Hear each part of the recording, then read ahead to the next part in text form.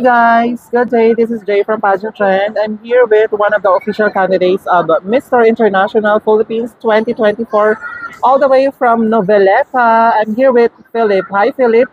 Hello po. Ayan, sige, bati mo muna ang ating viewers sa Pageant Trend. Good afternoon sa viewers ng Pageant Trend. Stay tuned and support us. We are having our first photo shoot in April 27 and 28, and our coronation is upcoming on June.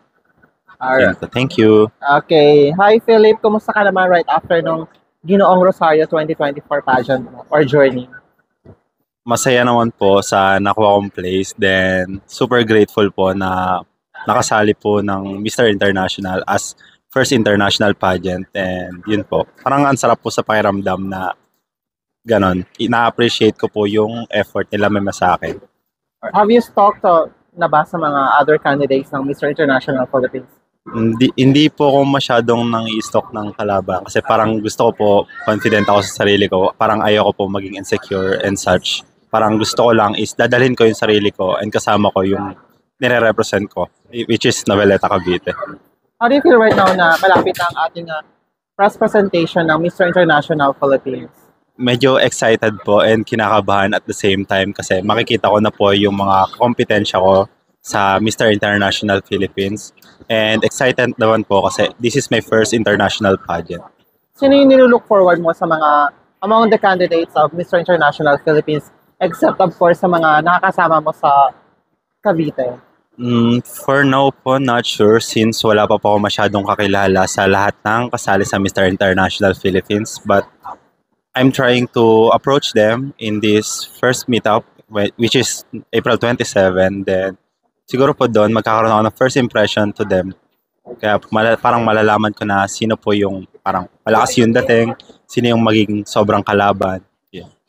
Alright, talking to impressions, paano mo ba ini-evaluate ng isang tao once na na-meet mo siya? Ano yung una mong tinitingnan sa kanya? Kapag po, when it comes to pageant, syempre po face card, then body composition, kung paano po yung dating nila, paano sila mag-approach. When it comes to pageant po kasi, for me, para siyang mahalaga po dito is yung dating mo, hindi mahalaga yung congeniality or pagiging friendly. It's a competitive part po yun ng pageant, yung pagiging competitive. Kaya parang hindi ka dapat showy para hindi nila alam kung ano yung strength mo. Ang dapat mo lang ipakita is weakness para yun lang yung paghahanda nila sa'yo. Well, talking to the preparations when it comes to your trainings and other aspects sa journey mo sa Mr. International Philippines, how was it? Na-enjoy ko naman po, nagkaka-build din ng consistency. Then dahil din po dito, na-enjoy ko mag-gym after nung Ginoong Rosario. Parang na-push po ako na kailangan ko ganito, kailangan maayos din ako pagdating doon. Hindi lang pwedeng ganito na lang. Parang masarap sa pakiramdam na ginagawa ko lahat ng effort para mas gumaling pa at mas gumanda pa yung dating ko pagdating sa international pageant. Alright, let's rate your preparations Yes. dito sa Mr. International Philippines. From 1 to 10, sa Q&A mo. Siguro po 8 kasi medyo kinakabahan yan. Okay, when it comes to your fitness preparation naman. When it comes to fitness po, medyo 4. Parang medyo insecure po kasi ako sa katawan ko. Kaya binibuild up ko po siya up until now para po pagdating nung coronation namin is meron na akong magandang body composition. And your OOTD. Medyo confident naman po kasi I like styling myself. Alright. Talking to insecurities, how do you cope up on this? Medyo mahirap po since mabilis po yung metabolism ko. Parang ang hirap mag-build up kahit no matter na gano'ng karaming calories yung i-take ko, which is parang hindi ako nataba. Then para po sa akin, pag ganun po is dapat wala ka na lang, dapat hindi mo pinapakialaman yung mga sinasabi nila sa'yo. Dapat mong i-invalidate yung mga bagay na hindi naman kapakit-pakinabang para sa'yo. Yung mga bagay na nagbibigay lamang ng negative sides, which is nagbi-bring down sa'yo. Ang gawin mo lang is be confident. Just stay what you are, then be confident. And of course, you are appointed as, to represent your place to the Mr. International Philippines pageant. What made you say yes on this opportunity? To gain more experience po and to know everyone here in the Philippines. Parang ang sarap po sa pakiramdam. Ang natutunan ko po kasi sa first and second pageant ko is napakarami ko po nagiging ka-close, which is sobrang sarap na pakiramdam para sa akin, para sa pagsali ng mga pageant. Yun po yung nilolook forward ko up until now sa Mr. International PH, na lahat ng kasali is friendly and approachable. Other than that, what's your really purpose of joining the Mr. International Philippines? And to make my mom proud of me. Yan. Ayan. And of course, some of the pageant fans are, eyeing for you for this competition. What advocacy would you like to share to them? Yung advocacy ko po is from the start, from Ginoong Rosario, which is the adulthood. Parang ang sakit po kasi sa pakiramdam na makitang may mga matatanda na hindi na-appreciate ng pamilya nila. Up until now, if magkakaroon ng chance, gusto ko pa rin pong isulong yon, which is para makatulong, para magkaroon sila ng livelihood na bahay at mga kasama na kapwa nila matatanda sa buhay. Ayan. And some of the pageant fans or your followers are saying na or calling you Kano. Yes po. So what makes you Kano? I'm half British, half Filipino. My father is a British po. Wow. Yes. Have you met your father? Yes po, when I was grade 6. Pumunta po siyang Philippines, then parang ang balak niya po is sunduin po ako. Then hindi po nagkasundo kasi po parang biglaan. Parang one time, big time, inalok niya po, ganito. Parang gusto ko po ba sumama?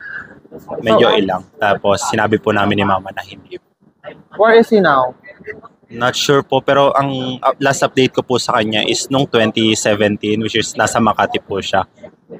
Yan. If he is watching right now, what message would you like to say to him? I'm not sure since hindi ko po siya nakasama ng matagal. I only seen him when I was in grade 6. Then after noon, wala na po ulit. That was the first and the last saw him. And siguro po if nanonood siya dito, sana proud siya sa akin na sana kilala niya pa ako. Alright. Thank you so much for sharing this, Philip. And Philip, we all know that this is one of the prestigious male pageant. Anong pakiramdam na you're being part of the Mr. International Philippines organization? Parang sobrang gaan po sa pakiramdam, sobrang nakaka-proud kasi po in the first place, hindi po ako pageantero. Then after the first try, nag-enjoy kasi po ang daming nakilalang kaibigan.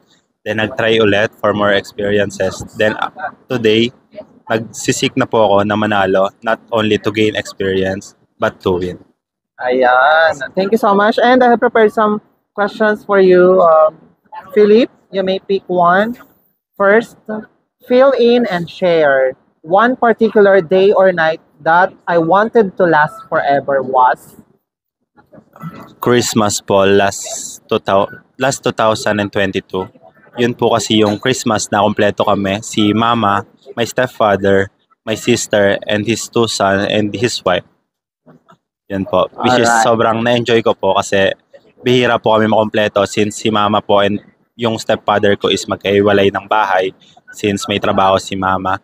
Then yung asawa naman po ni ate is nasa abroad. So last year lang po kami ulit na kompleto after years. Thank you, Philip. Share to us about an event in your life that might qualify the program. That's incredible. Yung pagiging third runner-up ko po in my first pageant, which is in Cavite State University, which is I represent the Sikat campus. Then I was grateful na naging third place ako even though alam ko po sa sarili ko na hindi yun yung best ko, hindi yun yung pick ko. And still naka third place ako. Yun. Parang ang sarap po sa pakiramdam na yes, natapos ko yung ginawa ko. Alright, thank you so much, Philip. Pick another one. Comment on this. Kindness is love's conduct. Naniniwala po ako na ang pagiging mabuti natin sa kapwa is form of love. Kahit hindi siya love language, it's a form of love na kaya mong present sa mga kakilala mo, hindi lang sa kakilala mo, kundi sa kapwa-tao mo.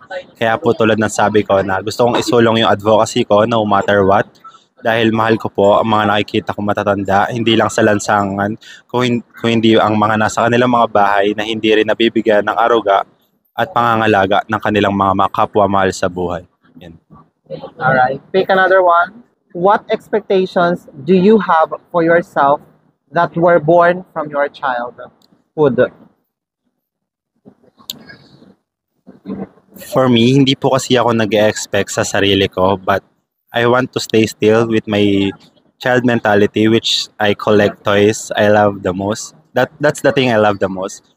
When I collect my toys, which is like Hot Wheels or diecast, small cars, yun. Parang hindi ko po siya kayang iwanan. Yun po yung bagay na hindi ko kayang alisin sa sarili ko. And yes po, yun parang Thank you so much, Philip.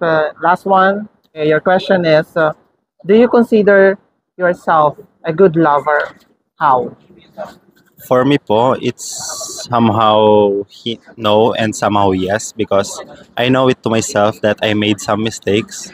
I made more mistakes, but I learned from them, and I don't want to repeat any of them. And I am a good lover because I know how to feel loved because that's the thing that my mom shows me to how to love one another and how to love one people. Yun po. All right. Thank you so much, Philip. And do you have any message to the persons behind your journey and as well as to your relatives and loved ones?